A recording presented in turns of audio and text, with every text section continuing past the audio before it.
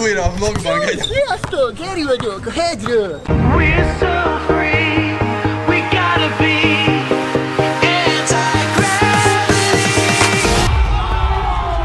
Csókolom! Ali. Ebben a videóban közkívánatra végre kamerapikniket tartunk. Nagyon szép hétvégének nézünk elébe, és nem csak azért, mert szép nyári napok lesznek, ez esett, hanem mert 3 fellépésünk is lesz. És mindeközben szép nyári időben fogunk a városba forgatgatni, és összehasonlítani egy iPhone X-et egy 1,5 millió értékű kamera setuppal, és meglátjuk, hogy melyik, milyen téren, hogyan teljesít.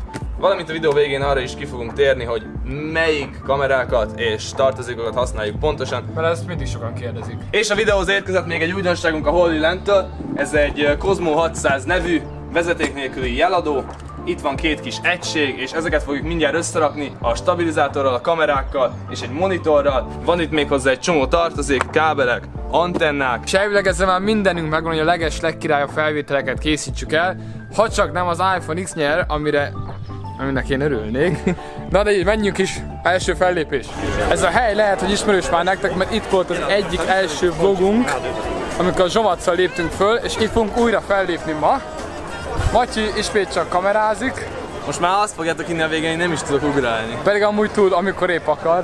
Egymás melletti összehasonlítása lesz az iPhone-nak és a nagy kamerának. Most fog igazán kiderülni, hogy melyik mit tud. Aztán amúgy kérdeztétek, hogy hol a Kerim, hol az Ádi. Külföldön vannak már fellépés helyszínén, majd kiderül, hogy hol. Igazából kövessétek be a FaceTime The Show-t Instagramon, és ott ki fog derülni minden. Lázár Péter, a nagy csapatból!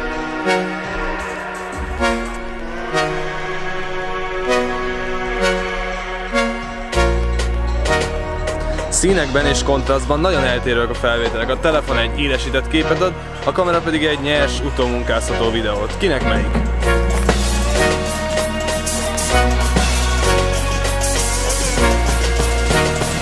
Hú, azért ezt a kombot nagyon durván oda tette Áron.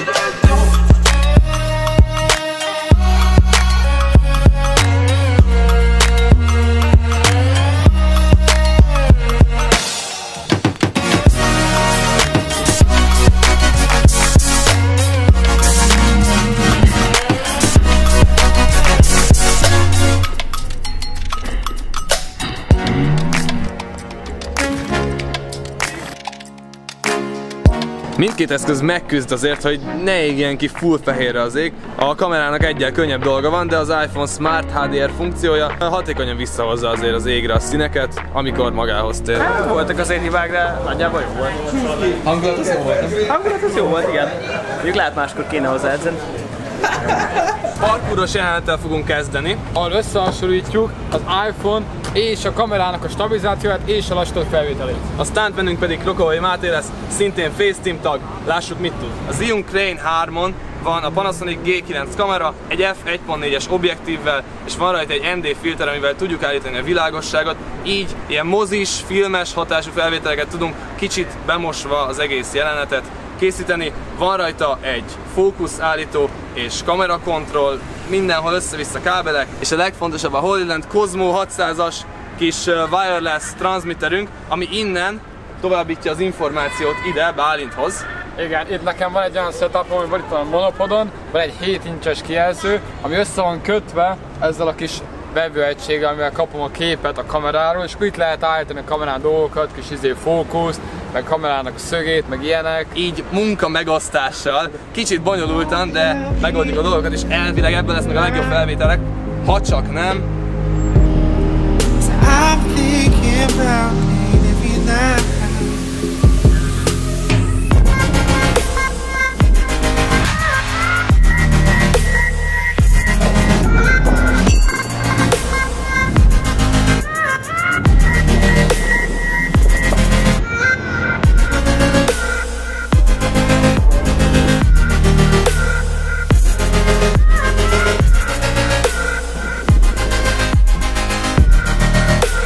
Jó lesz, rendező úr? Nagyon jó lesz, nagyon jó lesz. Ez nem kell sok mindent hozzáfűznem, a nagy kamera setup teszi a dolgát. Máté se gyenge. A telóval már ügyeskedni kell, hogy szép, stabil felvételek legyenek.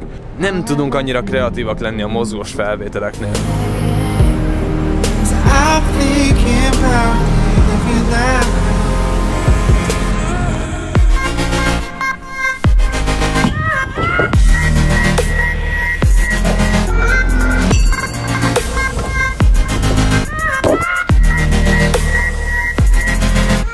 második fellépése itt lesz Oroszlányban, egy streetballon, Adidas streetball.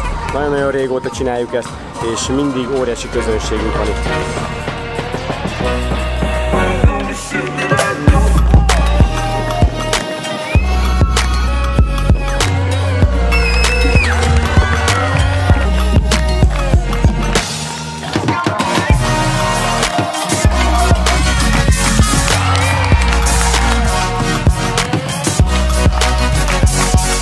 Mindkét eszköz csodálatra méltó 4K 60 FPS-t vesz, ha meg lassítós felvételre kerül a sor, akkor a G9 180 FPS-t tud, az iPhone pedig 240-nél, azaz 8-szoros lassításnál maxolódik, de itt azért már van egy kis minőségromlás.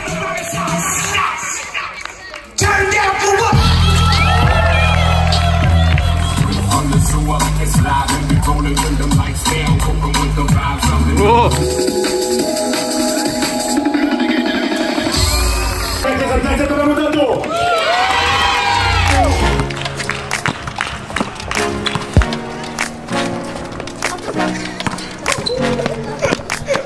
A lényege a mostani tesztnek, hogy innen közvetítsük a képet erre az eszközre. Látszik is, hogy ennek sokkal jobb minősége, mint a telefonosnak. Én útnak indulok, és meglátjuk, hogy a Wi-Fi-s telós kapcsolat bírja tovább, vagy a Holy Land kis transmitter.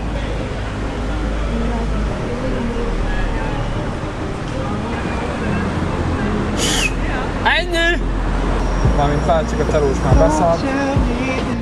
Egész a bazilikaig sétálhatok vele, stabil a jel. Ezt meg kell hagyni, és sokkal, de sokkal tovább bírta, mint a telefonosabb, úgyhogy Cosmo nyert.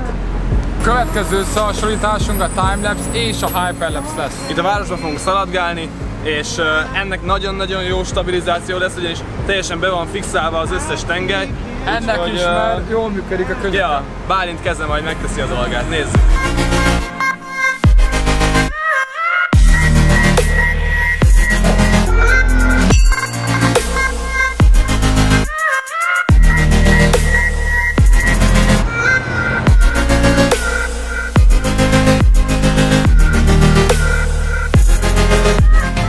Mozgós timelapse-eknél tökéletesen teszi a dolgát a milliós set, a telefonnak talán szerintem itt van a legnehezebb dolga. Hogyha a felvétel előtt hosszan rajta tartjuk az ujjunkat a képernyőn, akkor az expozíció fixálása sokat segít majd, ha pedig mozgunk, akkor kell valami egyéb támasz, mondjuk egy villamos, vagy görkori. Harmadik fellépés előtt a bazilikához eljöttünk egy-két fényképet, portrét lőni, hogy összehasonlítsuk a két kamerát ilyen szinten is. Szerintem itt már lesz ilyen eltérő változás a két kamera között, de hát meglátjuk. Most láthatok egy kis válogatást a nap képeiből, kíváncsi vagyok, hogy ki tudja megtippelni, hogy melyik készült melyik kamerával. A leírásban majd megtaláljátok a megoldást.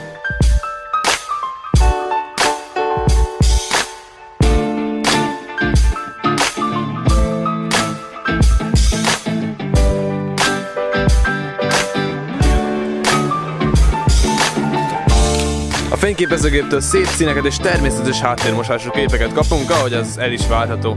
A telefonnál a kis szenzor ezt nem engedi meg, ezért szoftveres megoldással próbálja utánozni a kamerának a mélységélességét. Bálint élete első selfie-je. Nézzük, hogy sikerül. Néha még szebben is sikerül, mint az igazi, de van, hogy nem pontos a kivágás, vagy túl műnek tűnik.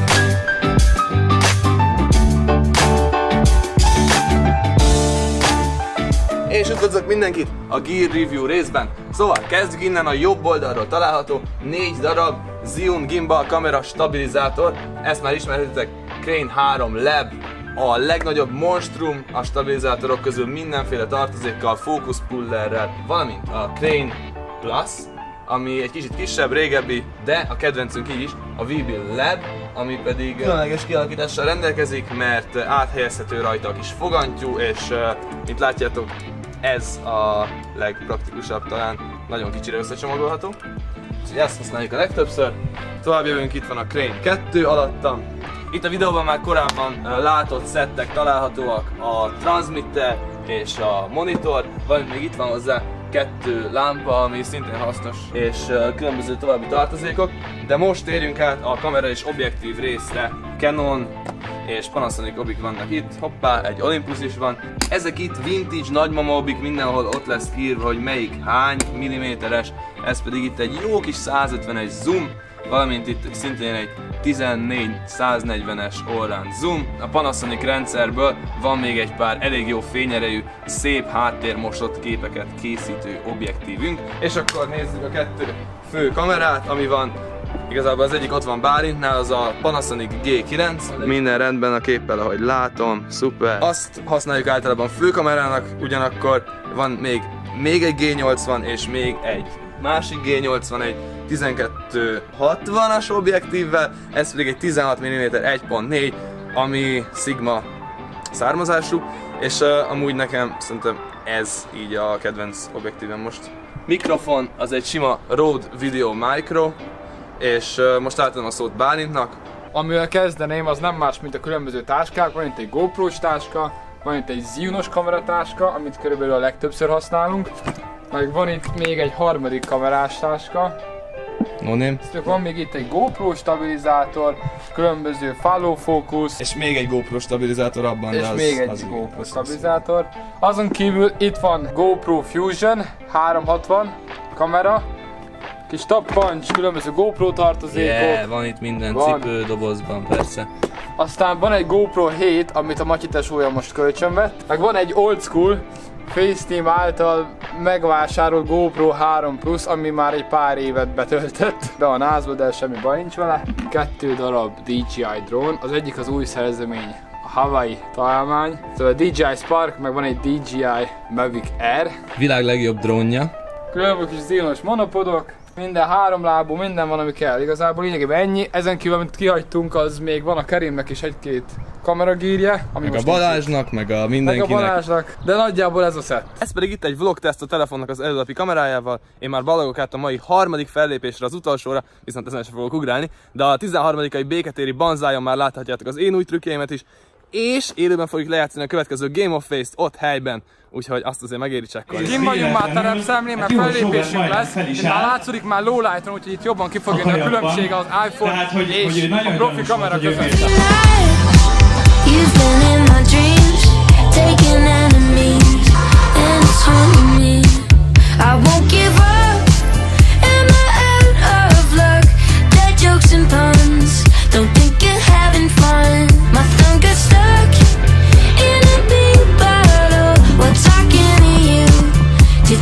Super cool. If I try, could I win you over? If I try, could I win you over? If I try, could I win you over? If I try, could I win you over? Szép. Az a helyzet, hogy szerintem még én sem tudnám mindenhol eldönteni, hogy melyik eszközzel készült.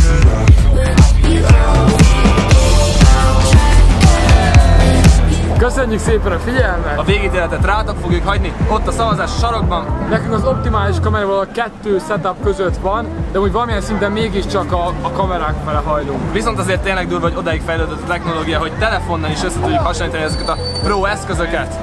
A lényeg tényleg, hogy mindegy milyen formában, de megöröküljenek azok a momentumok. Úgyhogy az élmények.